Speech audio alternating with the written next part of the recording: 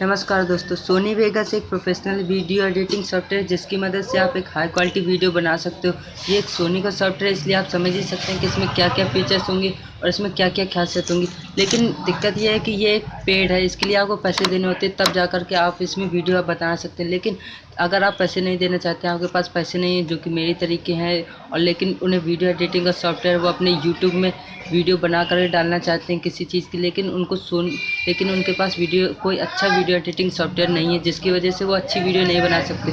तो मैं इस वीडियो में आपको सोनी वेगस प्रो 30 को फ्री में कैसे डाउनलोड करें और उसे पीसी में कैसे इंस्टॉल करें और उसे पैच कैसे करें कीजेन की मदद से, उसके बारे में मैं आपको बताऊंगा।